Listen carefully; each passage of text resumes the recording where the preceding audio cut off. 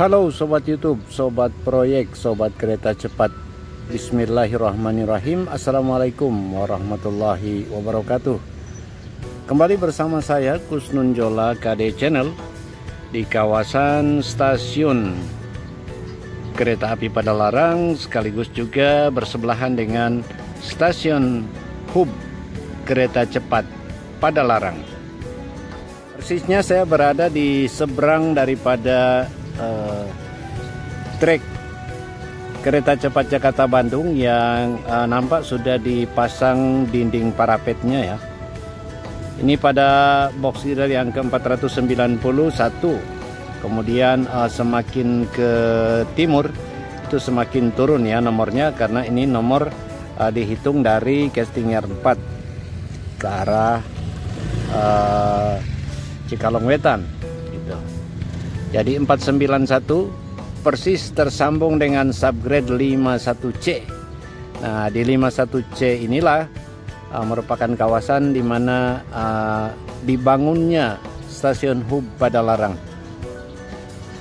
Sebagaimana kita ketahui juga bahwa pembangunan stasiun Walini yang saat ini sudah dilewati oleh Kometo Transporter ya berapa kali untuk pemasangan box girder di antara inlet tunnel Walini dan outlet tunnel 7 itu ditunda pengerjaan stasiunnya, dan kemudian belakangan stasiun hub Padalarang yang dimaksimalkan, mengingat terkait dengan pergerakan penumpang barangkali ya, yang mana di stasiun Cimahi sebagaimana kita ketahui juga saat ini juga sudah dibangun lobi KA feeder kereta cepat Jakarta Bandung. Kalau kanan ini kan ke arah Cimahi ini Sobat YouTube. Jadi calon penumpang kereta cepat Jakarta Bandung bisa naik ke kereta cepat Jakarta Bandung dari stasiun Cimahi, naik di turun di stasiun Cimahi, kemudian lanjut ke KA feedernya, KA feeder kereta cepat Jakarta Bandung, karena itu sejatinya dioperasikan oleh PT KAI ya, KA feedernya. Kemudian naik dari sana ya, stasiun Cimahi, kemudian melalui trek ini lanjut ke stasiun hub Padalarang. Turun di stasiun Padalarang plus 695 meter atau berada di atas permukaan laut setinggi 695 meter. Kemudian berpindah ya ke kereta cepat Jakarta Bandung yang sedianya ini merupakan stasiun hub Padalarang.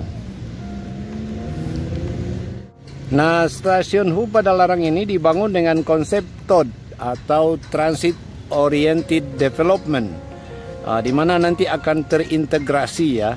Jadi semacam transit di sini, penumpangnya bisa berbelanja.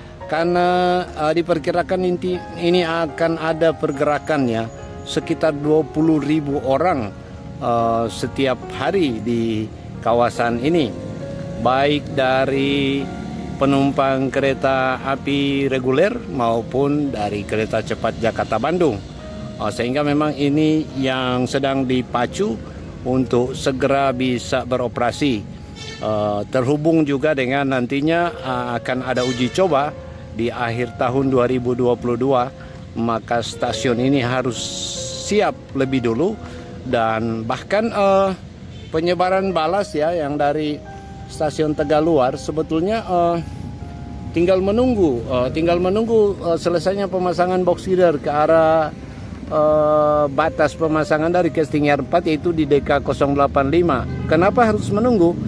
Karena kalau sudah disebar balas, dipasang bantalan ataupun rel, tidak bisa lagi dilewati oleh Kometo Transporter yang mengantar box girder, yang per hari ini Minggu 12 Juni 2022 Kometo Transporter sudah ke arah barat, ke arah tunnel Walini, itu box girder yang ke-638, sementara box girder terakhir adalah box girder 664. Artinya 26 box girder lagi yang tersisa di casting yard 4, dan itu harus dihabiskan agar pemasangan balas dan bantalan rel kereta cepat itu bisa segera dilakukan, mengingat tentu harus menunggu selesainya pemasangan box feeder hingga DK085. Jadi ya kurang lebih 2 minggu lagi lah.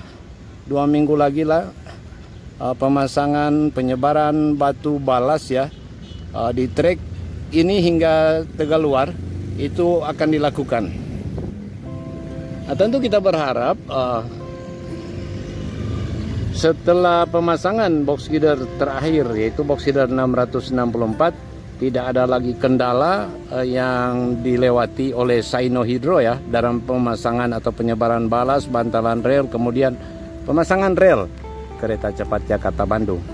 Wah, ini berada di stasiun Hubadalarang, saya jadi berbicara tentang pemasangan rel, karena memang sejatinya pemasangan box feeder itu bisa secara paralel dilakukan ya, dari Cikarang, Purwakarta, dari Jakarta stasiun Halim, dan juga dari Casting Yard 4, atau saat ini lokasi pemasangannya di antara Tunnel Walini dan Tunnel 7. Tapi untuk pemasangan rel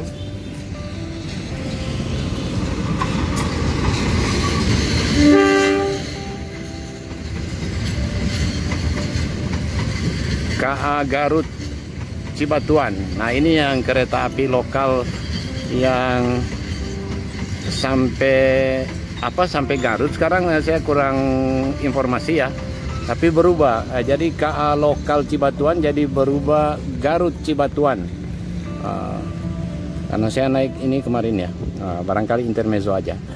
Jadi sementara pemasangan rel itu harus dari Tegaluar, karena stok rel yang sudah dilakukan proses welding sepanjang menjadi 500 meter dari rel-rel yang panjangnya 50 meter yang didatangkan dari Tiongkok, itu hanya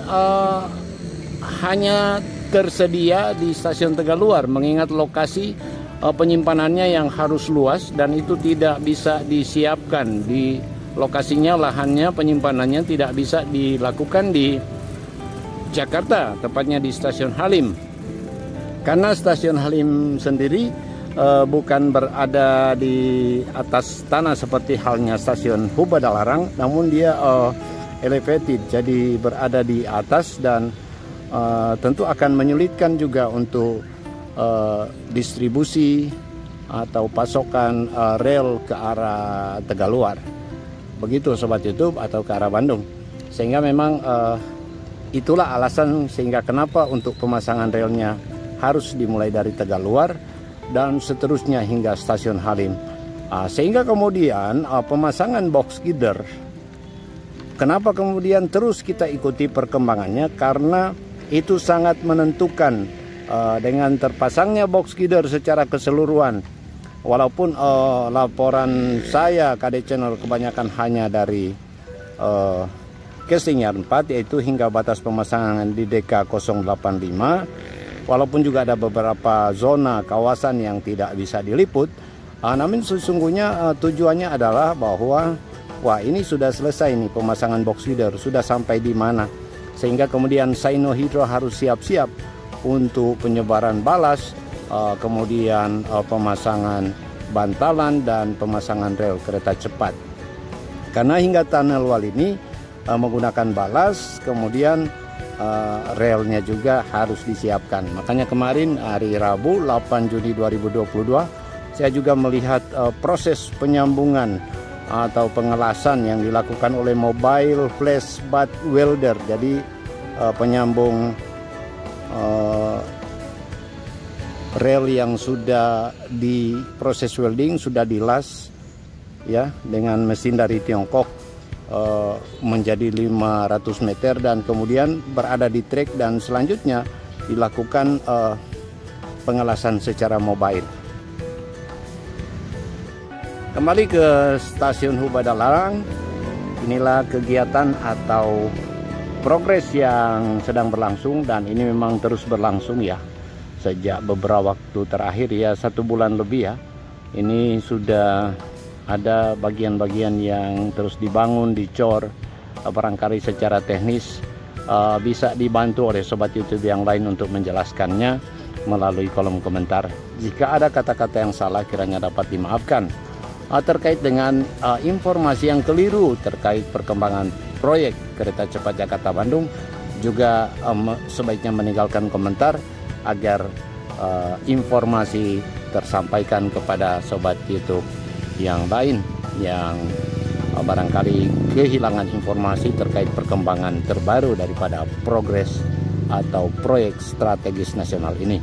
Barangkali seperti itu sobat YouTube, dan mudah-mudahan sobat YouTube dimanapun berada berkenan dengan laporan dari KD Channel, dan tentu saja salam sehat buat kita semua. Semoga tetap sehat walafiat, dimudahkan urusannya, dapat beraktivitas lebih baik lagi, dan terutama mendapatkan berkah rezeki berlimpah dari Yang Maha Kuasa. Saya Kusnul Jola dari kawasan proyek kereta cepat Jakarta Bandung, di sisi jalur kereta api Indonesia ke arah stasiun Padalarang ya. Selamat siang menjelang sore. Assalamualaikum warahmatullahi wabarakatuh.